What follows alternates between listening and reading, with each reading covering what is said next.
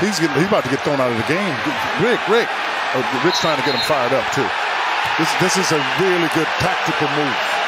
Really good tactical move because he needs this team to play with more fire, and this is one way to get it. I don't think he intended to do it initially, but he could see that his team wasn't playing with the requisite energy and force. And he's a big considerate, if you will.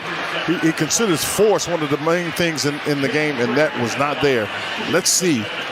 3:49 to go. Let's see what it looks like from here on in. Slick Rick ejected? With 3:49 left in the second quarter, head coach Rick Carlisle was ejected. Did Rick Carlisle get ejected to wake his team up? At that point in the game, Indiana Pacers wasn't doing nothing. Building a house, putting up bricks. More bricks than a bricklayer. I mean, I'm talking about if the K9 units was up in there, we would have went down how many bricks was up in that building tonight. That had to be one of the worst first quarters in Pacers history. I mean, come on. They only scored 10 points in the first quarter. Now, Slick Rick got ejected, but his machine was still on the sideline, and Lloyd Pierce took over, and he got to pressing them buttons. The Indiana Pacers defeated the Houston Rockets 99-91 to improve to 8-6 on the season. The Pacers swept their 2-game mini road trip and have now won 3 games in a row. But that was not the story. The story of the game, obviously, is Tyrese Haliburton, and it has nothing to do with his 19-8-5.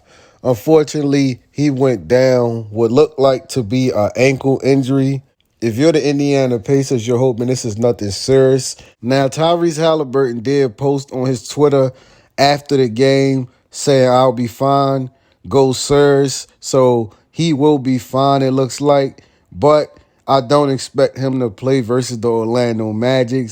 Man, look, this is just a reminder of how your season can go down the toilet in a blink of an eye.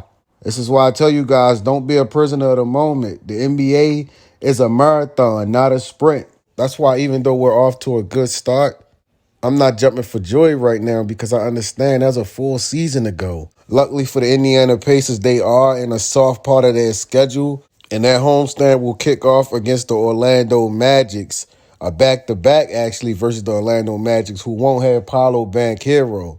So that is 2 winnable games right there. One guy who won't play during the Indiana Pacers 4-game homestand is Chris Duarte.